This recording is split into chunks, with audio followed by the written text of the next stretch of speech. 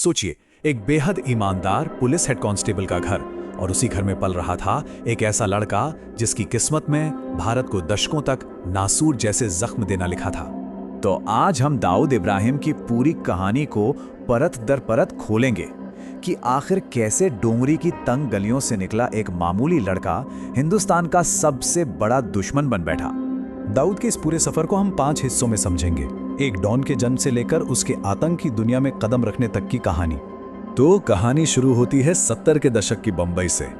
यहाँ एक लड़का था दाऊद। उसने अपने ईमानदार बाप के रास्ते को ठुकराकर जुर्म की दुनिया को चुना। उसकी आंखों में एक ही सपना था, एक ही भूख थी, बंबई के अंडरवर्ल्ड का बेताज बादशाह बनना। सीधी सी बात है, स्कूल की किताबों में उसका जरा भी मन नहीं लगता था। उसे तो ताकत और रुतबा अपनी ओर खींचता था।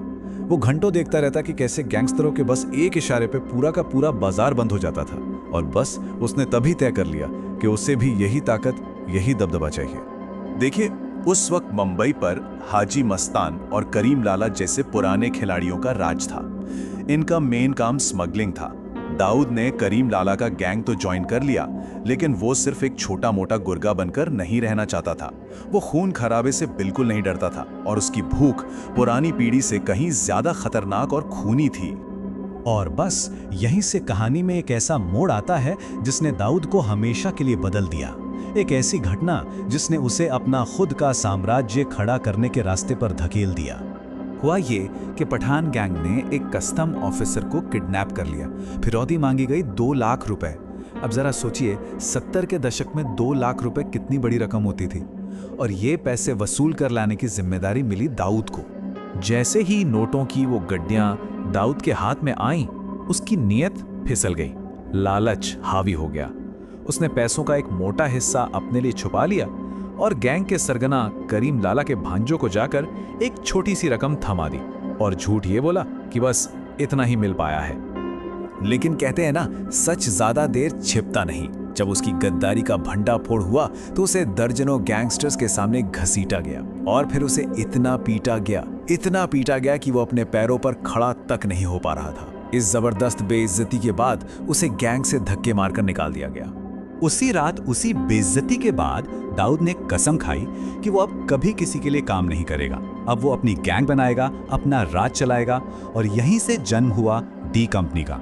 एक ऐसा नाम जिसने आने वाले कई दशकों तक बंबई की सड़कों पर आतंक का राज कायम किया। डी कंपनी के बनते ही बंबई की सड़कों पर जैसे खून की होली शुरू हो गई। अब दाऊद को शहर पर अपना एक छत्र राज चाहिए था, और इसके लिए वो किसी भी हद तक जाने को तैयार था, किसी भी हद तक। अब ये दुश्मनी एक खूनी जंग में तब्दील हो चुकी थी। 1981 में जब पठान गैंग ने दाऊद के बड़े भाई साबिर को गोलियों से भून दिया, तो ये जंग पर्सनल हो गई। इसके बाद बदले की एक ऐसी आग भड़की जिसने पूरे बंबई को अपनी चपेट में ले लिया, और इसका क्लाइमैक्स था जे हॉस्पिटल का वो कुख्यात शूट आउट। साबिर की मौत दाऊद के लिए सिर्फ एक भाई का जाना नहीं था, ये एक टर्निंग पॉइंट था। कहते हैं कि अपने भाई की खून से सनी लाश देखकर दाऊद के अंदर जो थोड़ा बहुत इंसान बचा था, वो भी हमेशा हमेशा के लिए मर गया। अब वो सिर्फ बदला चाहता था, ठंडा बेरहम बदला। और उसने अपना बदला लिया भी, एक ऐसे तरीके से लिया जिसने पूरे भारत के अंडरवर्ल्ड और पुलिस सबको हिला के रख दिया। उसने अमीरजादा को मारने के लिए एक ऐसे लड़के को चुना जो बिल्कुल किसी कॉलेज स्टूडेंट जैसा दिखता था, डेविड परदेसी।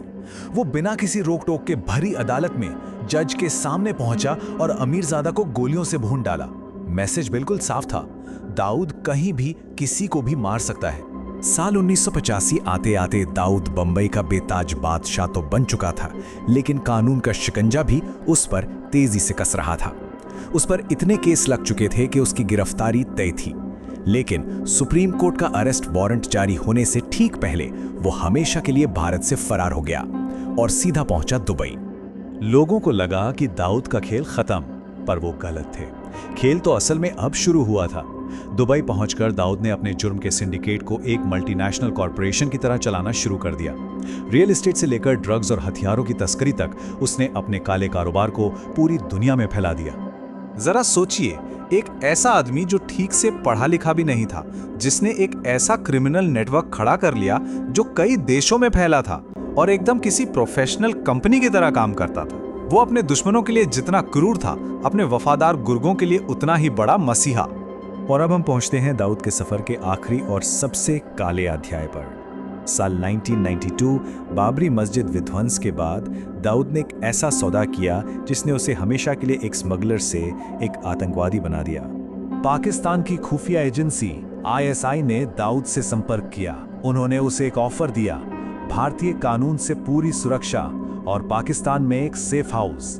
बदले में उन्हें सिर्फ एक चीज चाहिए थी, दाऊद का स्मगलिंग नेटवर्क, जिसका इस्तेमाल करके वो भारत में मौत का सामान यानी हथियार और विस्फोटक भेज सकें। इस शैतानी सौदे का नतीजा बेहद भयानक था।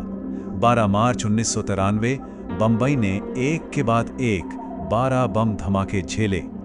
बॉम्बे स्टॉक एक्सचेंज से लेकर एयर इंडिया बिल्डिंग तक हर तरफ सिर्फ खून, धुआं और चीख पुकार थी। उस एक दिन में 257 बेगुनाह लोगों की जान चली गई। और बस उसी दिन के साथ दाऊद की पहचान हमेशा के लिए बदल गई। वो अब कोई गैंगस्टर या स्मगलर नहीं था, वो बन चुका था भारत का नंबर 1 आतंकवादी। आज दाऊद इब्राहिम पाकिस्तान के कराची में एक कायर की तरह छुपा बैठा है।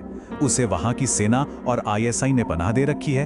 वो उनके डर्टी ऑपरेशंस की फंडिंग करता है और बदले में वो उसे महफूज रखते हैं। तो आखिर में सवाल यही रह जाता है, लालच, बदला और मौका परस्ती किसी इंसान को किस हद तक गिरा सकती है कि वो अपने ही मुल्क का सौदा कर बैठे।